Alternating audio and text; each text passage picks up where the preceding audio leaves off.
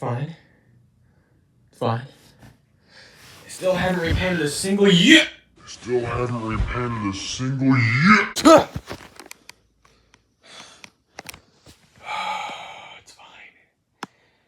It's fine. Yeah, we got CPKC units now, but hey, at least they haven't started repainting any yard engine.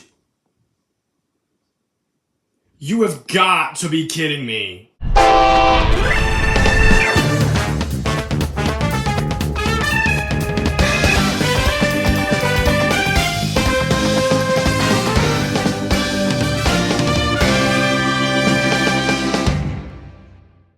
My 2025 trip to Bensenville Yard started like any other. Oh, you know, drive to Bensenville. However, more and more things started getting added onto the trip, which you can see in the previous two videos from the Memorial Day Extravaganza, which is what I'm going to be calling the Bensenville trip from now on because it has evolved from far beyond just going to Bensenville. However, Bensenville was still the main goal. And right as we were about to leave, literally the day before, the Sioux left Bensenville. The unit very nearly was gone during the last Bensenville trip, but it was actually going to be gone this time. I was frustrated, but knowing I still had KCS and CP units to catch, I didn't cancel the trip or anything. On May 26th, 2025, we left and made it finally to Bensenville for the third time. We would have headed straight to our normal spot underneath the overpass, but as we were driving by the metro station, we noticed that CPKC 247, a manifest of St. Paul, was just sitting there. In the lead was a KCS Gevo number 4857. As you can see, that it has a pretty faded front KCS logo. But it really wasn't the highlight of this train. The highlight was what was behind it. CP 4422, an ex-Sioux Line Jeep. This is what the Sioux 4448 would have ended up looking like if it was repainted during the CP era. This engine is one of the resident switching/trimmer engines at Bensenville Yard. However, since Bensenville doesn't really have a functioning locomotive shop right now, every time one of the Jeeps or other switchers needs to get an overhaul or maintenance, it has to go up to St. Paul, and it usually is on this train. While I was waiting for this legendary lash-up to leave, hey, that's a lot of L's. Man, I love accidental alliteration. Anyways, a metro train pulled in and stopped at the station with one of the new SD70 Mac H's for power. Sadly, not the 500 or 502, which are both RTA Heritage units. Is now arriving. Please step behind the yellow line.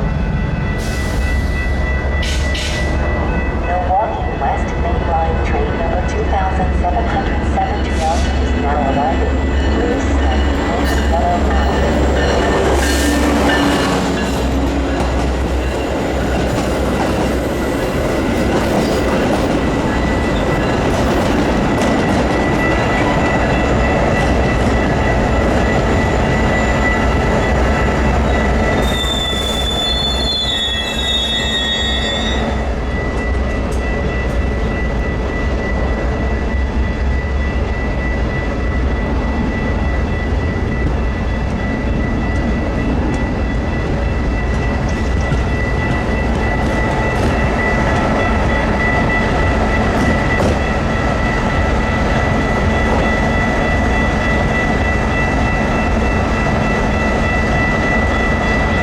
We were waiting here at the platform for a solid 45 minutes, and the train didn't move despite having a clear aspect the entire time.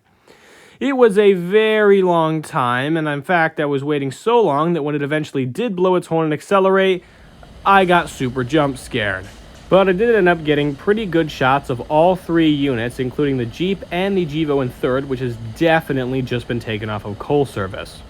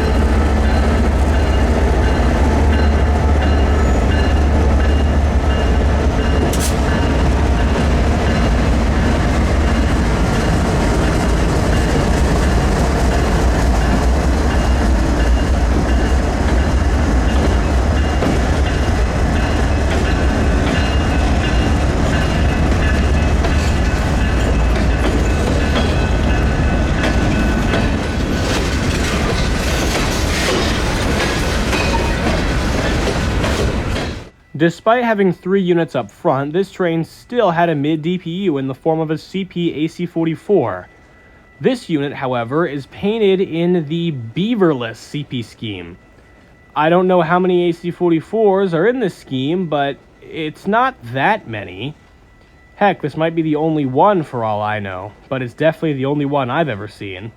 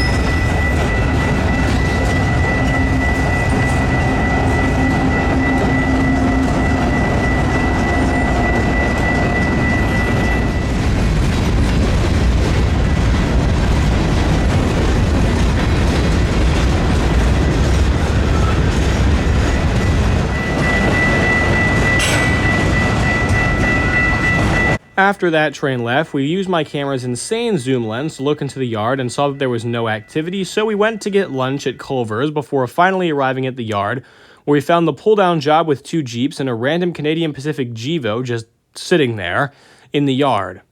All the way in the local storage sidings, there was 2 Norfolk Southern engines, both being Gevos. It wasn't long before the pull-down job started shoving back into the yard. The 2 engines on this day were a GP20C Eco number 2265 and another ex-Sioux Line Jeep number 4443. I personally think Jeeps look their best in red, so every time I see a CP Jeep, it's always an occasion.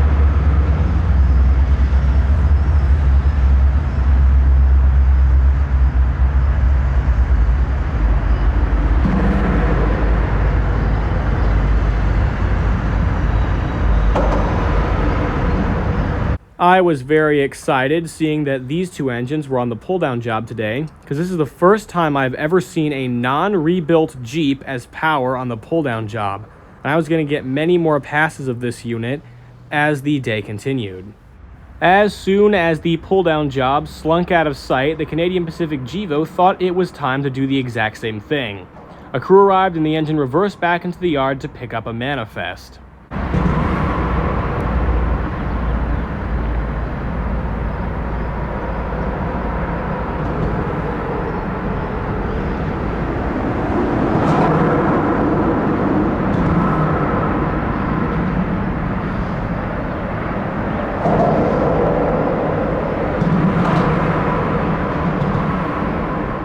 Meanwhile, the pull-down job had dropped off a sizable portion of the intermodal well wagons in the yard and was coming back with only 4 single stacks to pick up another cut and continue switching.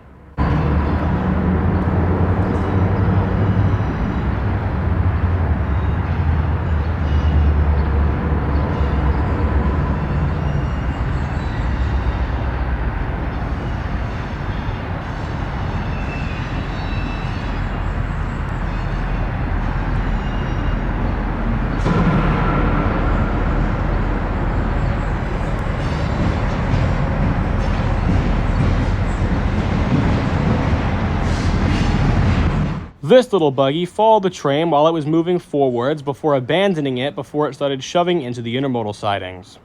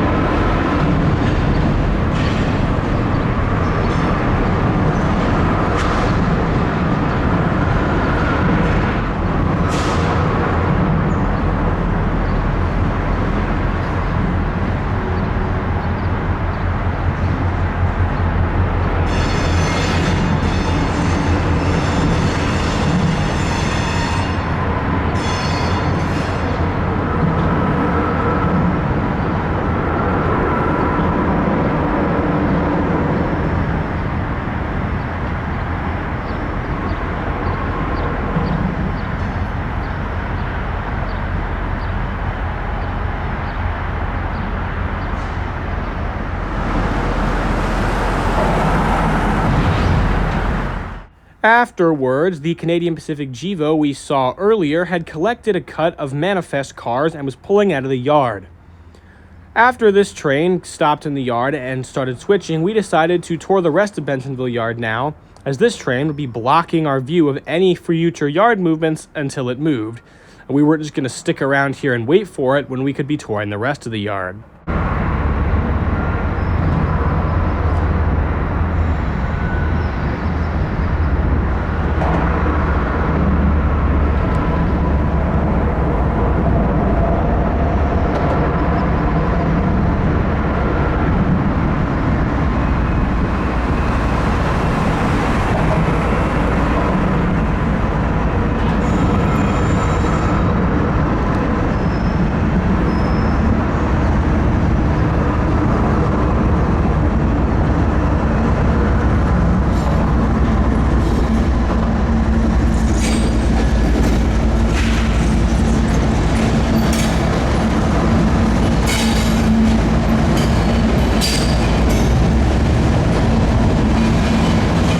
We made it to our second spot, the bottleneck in the middle of Bensenville Yard, and began filming the switchers there before we got jump scared by the same Metra that we had caught earlier.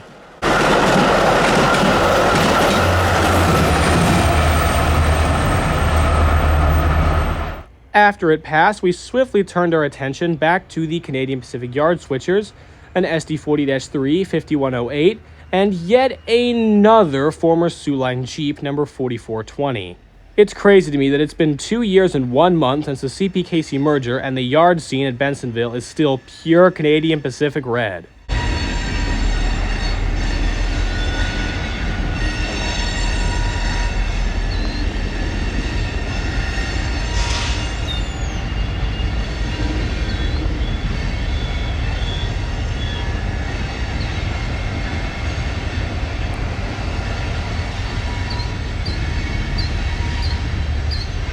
As the yard switchers were slowing to a halt, we noticed that the train that has been moving behind them this whole time was powered by another Canadian Pacific GEVO and another one that has definitely been in coal service very recently.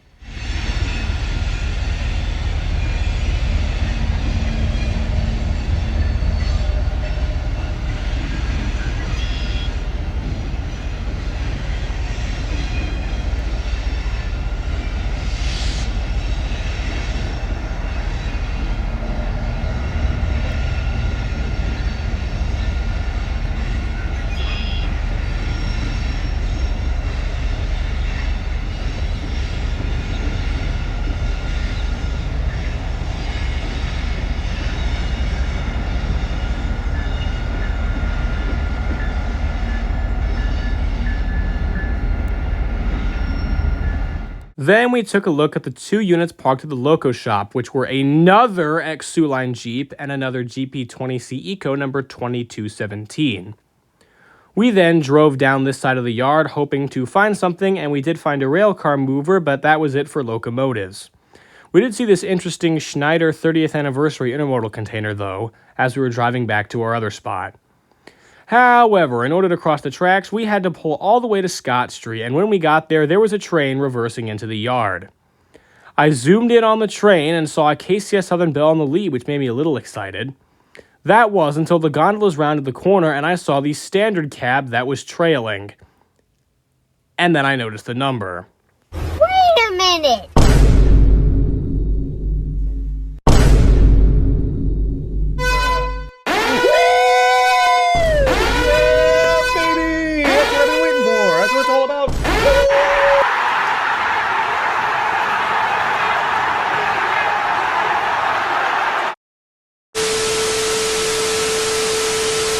Yep, your eyes do not deceive you. This is Soo Line GP 38-2, number 4448, wearing its original Soo Line red and white paint scheme. Yeah, the unit did go up to St. Paul. Then it came back. This is CPKC 246, the counterpart to the 247 that brought the Soo to St. Paul in the first place. Not only was it on this train, but as you can see by the smoke coming off of it, it was actually active and helping to pull it, making this an even rarer catch. The train had just arrived at Bensenville Yard in the time we were gone, and was now beginning to split up its consist in the yard and was preparing to terminate.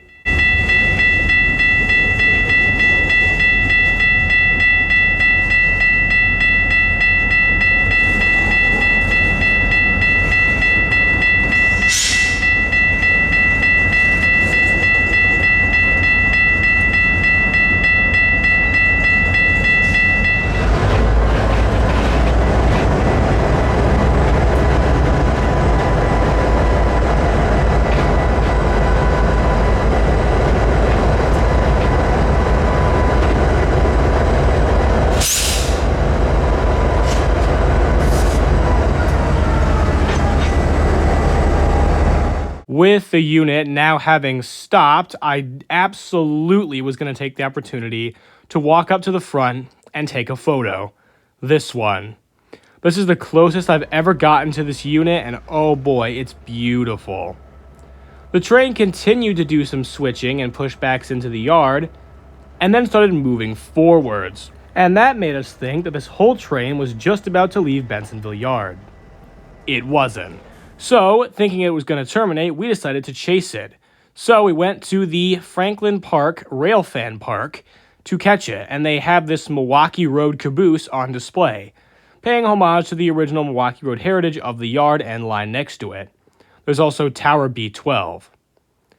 After a while, we realized that the Soo was in fact moving backwards into Bensenville Yard, so we scuttled back to our spot underneath the overpass and just barely made it before 4448 and the KCS Givo fully reversed into the yard.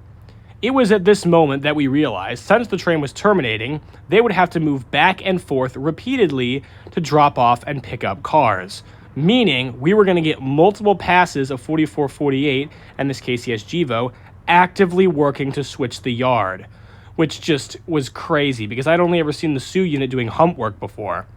And we didn't have to wait long before the first of those pull-out movements passed by.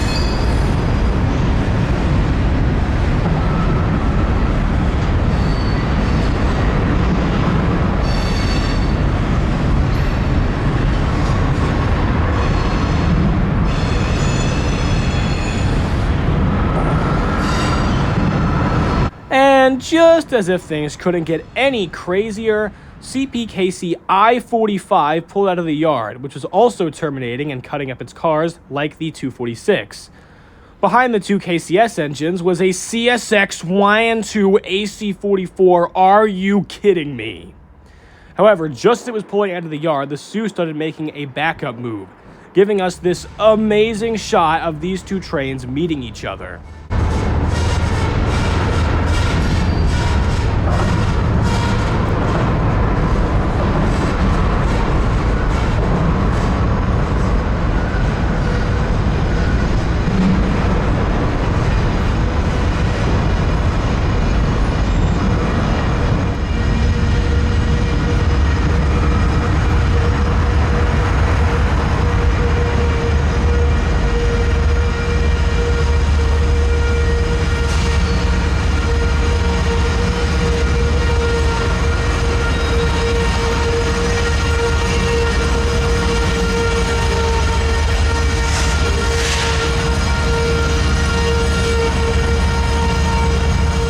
After the brief rolling meet, both trains came to a halt, and I took this opportunity to take a good look at the CSX 263, which of course is a YN2 AC44.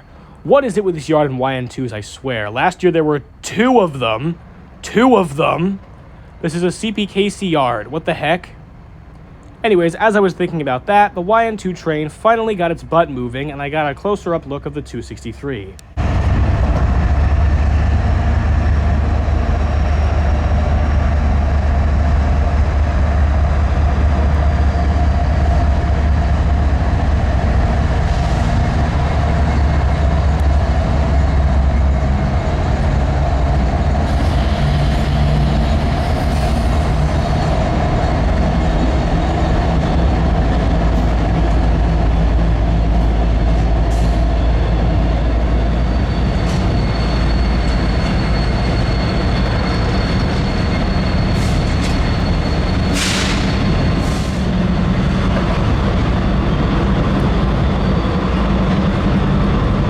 As the I-45 was slowing down next to the Sioux unit, something unprecedented happened. Another railfan showed up while I was taking pictures of the units. I have never seen another railfan at Bensenville before, so this was pretty shocking.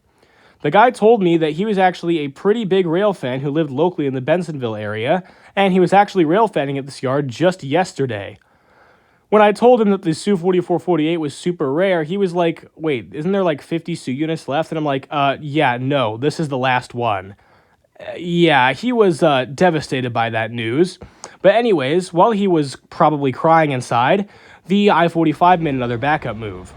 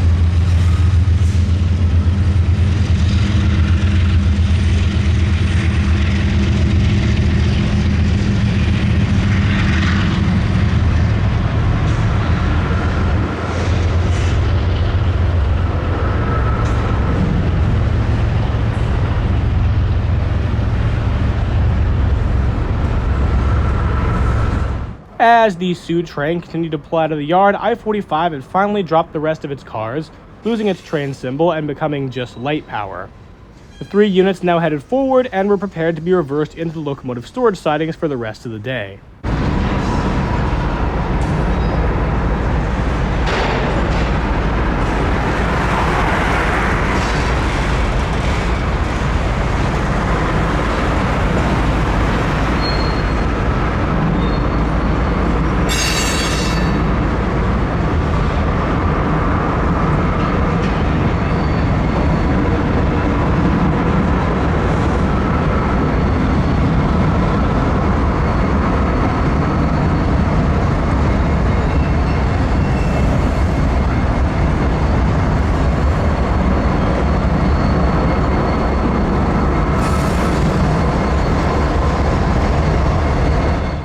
After passing my camera, the light power from I-45 parked underneath the overpass briefly, presumably to let the 246 push another cut of cars back into the yard past them.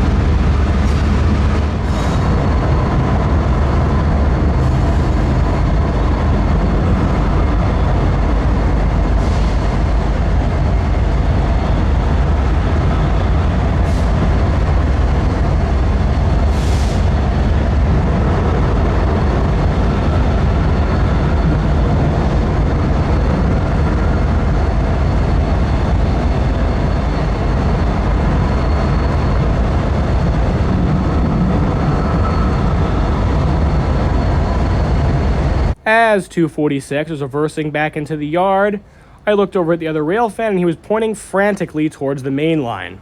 I pointed my camera over there and to my shock, CPKC 546, an ethanol train, showed up with an actual CPKC painted locomotive in the lead.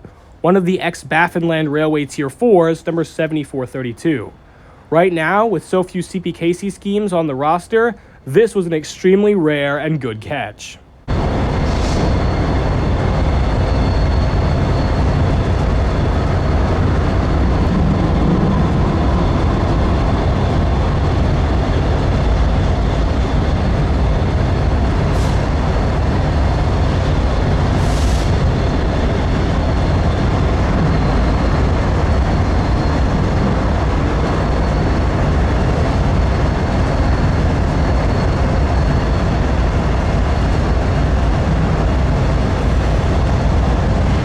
Since this train still had a long way to go transferring over the CSX, they had to stop here for a crew change.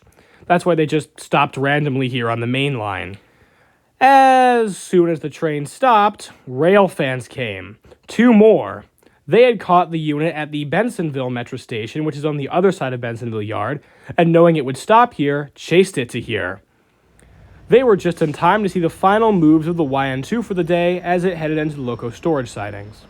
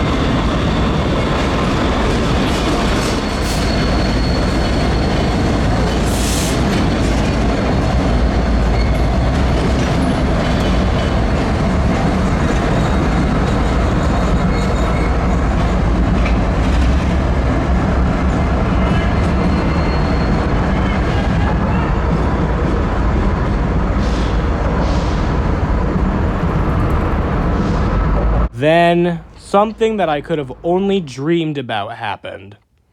The 4448 pulled out of the yard as light power, giving me these 2 photos of it passing the CPKC unit. I have had dreams about getting 4448 past the CPKC unit, or a CPKC unit, and I was so happy to see it happen in real life. Even if the pictures aren't the best, it's still crazy that any historical documentation of this event exists at all, let alone historical documentation that was taken by me. However, the Sioux unit was now light power, meaning it wouldn't be long before it reversed back into the loco storage sidings, and none of us would be able to see it for the rest of the day.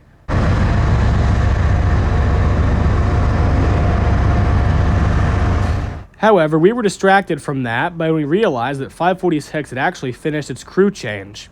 The other rail fans, who are much more familiar with this line, informed me that the reason it was stopped was because it was going to switch tracks, and one of those tracks was the tracks that the nearby Metra needed to go on. So they had to wait for it, and it did eventually show up with 515 as the power.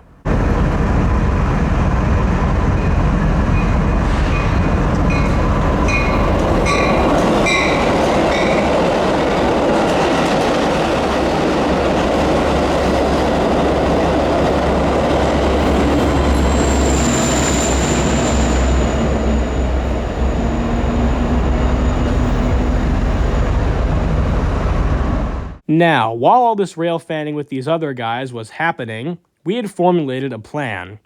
One of the other rail fans was planning to go down to Proviso Yard after Bensenville to see the UP 1979 and a CITX Gray Ghost, which we didn't even know existed. We also did know that 1979 was in Proviso, and we were going to go down to see it anyways, regardless. So we decided to team up and follow each other down to Proviso. However, he wanted to go to the Franklin Park Metro Station first and continue his chase of the CPKC unit. Considering we were going to follow him and we weren't really in a rush to get to Proviso, we decided to do that as well. As soon as the Metro train passed, we took our final looks at Sioux 4448 before racing down to the Franklin Park Metro Station and then realized we'd be backlit. So we headed to the Franklin Park Railfan Park instead and got another shot of 546. I really like this shot.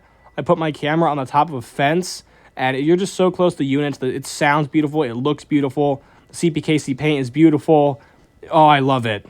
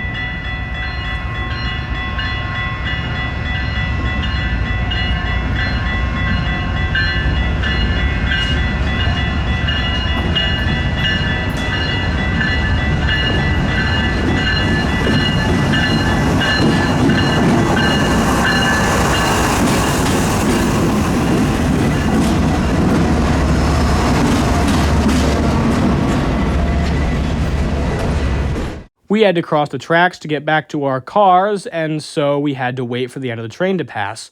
And we were surprised, well, I was, they weren't because they had seen it before, that it actually had an NDPU, a KCSM AC44, number 4553, which is a former Gray Ghost.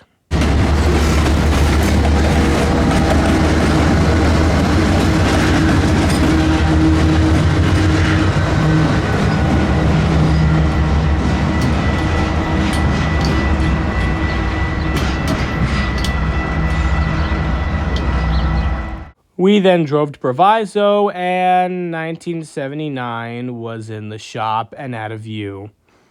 We were sad, but we did take a look at the Union Pacific locos parked there, including the large storage area, which has an experimental scheme, wings on the nose, but no UP flag unit, and a CSX GEVO.